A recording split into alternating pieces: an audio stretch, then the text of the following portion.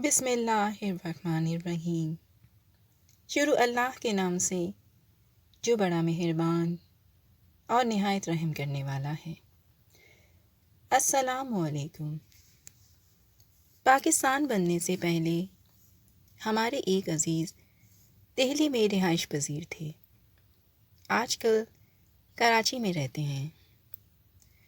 جب اکتوبر 1947 میں سارے پنجاب میں فسادات ہو رہے تھے اور دہلی شہر بھی ان کی زد میں آ چکا تھا، وہ بھی اپنے گھر سے نکل کر پہلے پرانا قلعہ دہلی میں رہے، پھر وہاں سے بڑی مشکل سے ریلوے اسٹیشن پہنچے اور لاہور جانے کے لیے دوسرے فساد زدہ لوگوں کے ساتھ گاڑی میں سوار ہو گئے۔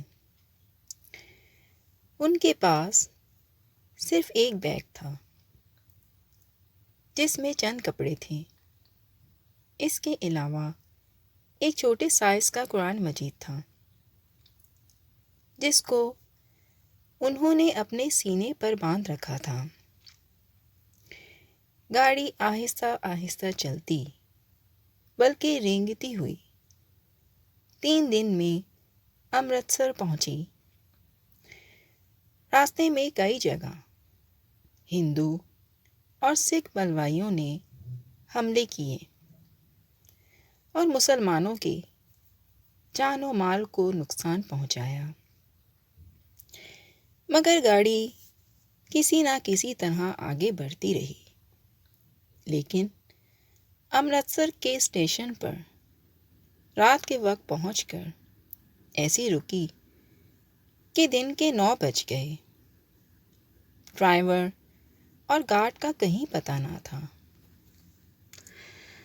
آخر ہندو اور سکھ فوج اور مسلح بلوائیوں کے گروہ اسٹیشن پہنچ گئے، جنہوں نے پہلے تو تمام مسلمانوں کو گاڑی سے پلیٹ فارم پر اتار لیا، پھر رائفلوں مشین گنوں سے مسلمانوں پر فائر کھول دیا۔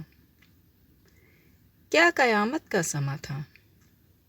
چاروں طرف مسلح ہندو اور سکھ اور درمیان میں نہتے مسلمان، مرد، عورتیں اور بچے جو اپنا کوئی دفاع نہیں کر سکتے تھے، سوائے اس کے کہ جس سے ہو سکا وہ زمین پر لیٹ گیا تاکہ گولیوں کی سیدھی بوچھاڑ سے بچ سکے۔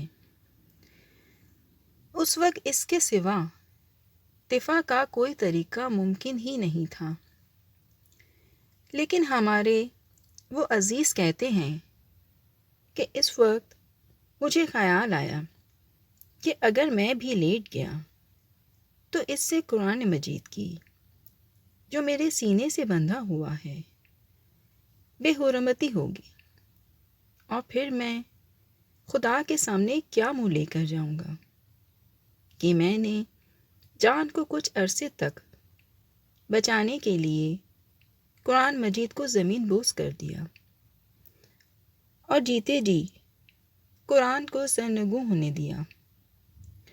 یہ خیال آتے ہی میں نے دل میں پختہ ارادہ کر لیا کہ چاہے میری جان کو کتنا ہی نقصان کیوں نہ ہو، جب تک جان میں جان ہے میں قرآن مجید کو زمین پر نہیں لگنے دوں گا۔